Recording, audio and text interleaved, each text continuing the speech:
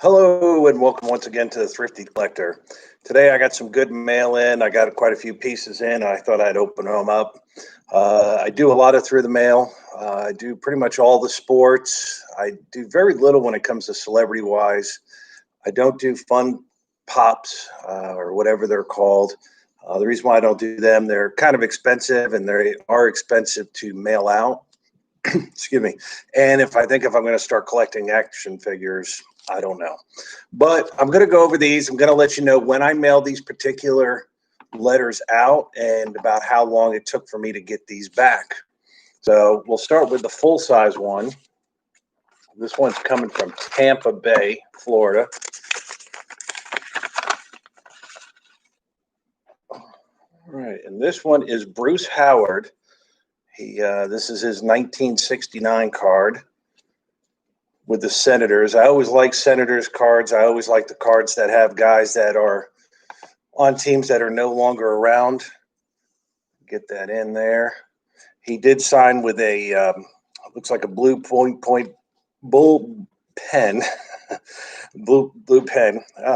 Hard to say, blue pen today.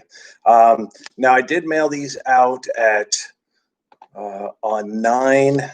Looks like 9/14. So it took about a little bit less than a month to get back. Luckily, Bruce does not charge, so I'm very happy about that. But that is Bruce Howard. That's his 1969 card. The second card I got is his 1964 rookie card. Now, this was also signed by the guy in the bottom, Kretzler, I believe his name is. So it's kind of nice to have a card from 1964 completed, a rookie card. If you think about it, that's 55 years ago. And the fact that both of these guys won sign and are still with us is kind of a nice thing. So if you get a good chance, both of them sent them back pretty quick, especially if you're a White Sox fan. Being a Red Sox fan, I love getting all of the Red Sox cards of the rookie cards done, especially from the 60s and 70s when they used to do them like this, when they'd have 2 or 3 guys on them.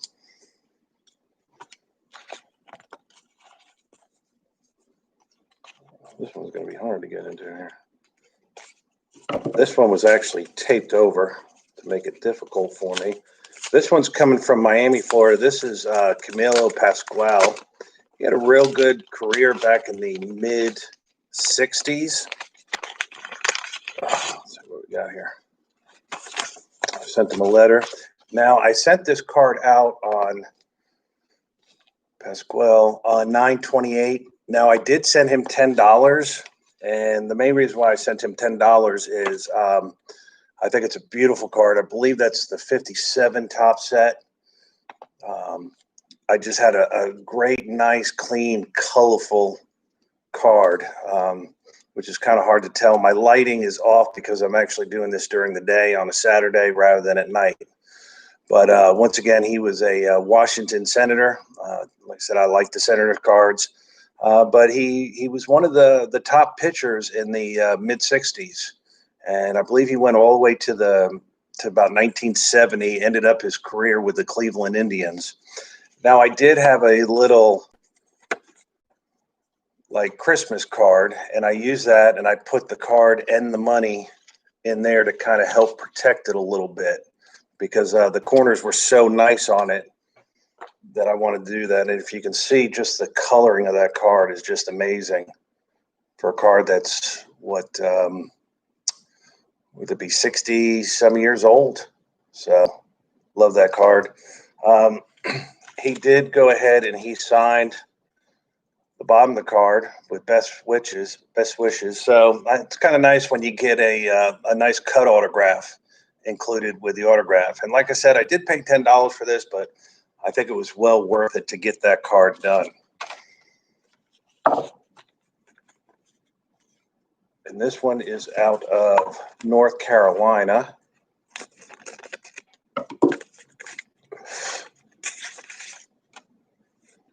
This one is Bill Daly. That's his 1963 card, Cleveland Indians. I sent to Bill. See about the time I sent that. I believe I sent that also sometime in Yes, 928 also. So it looks like I did a pretty good run of 928, but that's his 1963 Topps card. Nice card to have there. Good color to it. I was lucky enough. I got some nice big collection of 63, 64 cards out of a Panama City shop in Florida. Had about twisted guy's arm to get him to actually sell me some cards, which was normal for that shop. And here's his 1964 card. Once again with Twins. Looks like he's got a big old thing of red man in his cheek there, which I think they pretty much have banned chewing tobacco in the major leagues now. But two nice cards, 1964 and 1963. I got one more here from Shreveport, Louisiana. Okay, here is another Cleveland Indian. Went on a little bit of a Cleveland Indian run there. Max Alvis. That's his, I believe that's his 67 card. And once again, I love the uniforms that the Indians had back then, the short sleeve shirts with the T-shirt. Thought it was pretty neat that they did that. And then I actually also sent him two 1970 cards. And the two 1970 cards, usually if I have a bunch and they're a low numbered card from that set, so usually I do have a lot more of the low numbered Topps in those years, put up to about seven series. And when you get into 6 and 7 series, the cards are kind of scarce and pretty pricey. But I will offer a player a card. Usually they don't keep them; they send them back to me. So which is very nice. Now, Max, I also sent on 928. So it looks like that 928 run has done pretty good for me today. So thank you for tuning in, and let me share my through the mail experience that I had with some of my cards. Oldest card is from the 50s, and that was Camilo Pascual. And like I said, I paid him $10, and it was nice enough. He sent the card back fairly quickly. So hopefully I'll get some more in the beginning of the week. I am going to have some openings of some action figures, the horror ones, the Freddy Krueger, Jason. So check those out. Will do that tonight. And once again, thank you for tuning in, and stay thrifty and have a great day.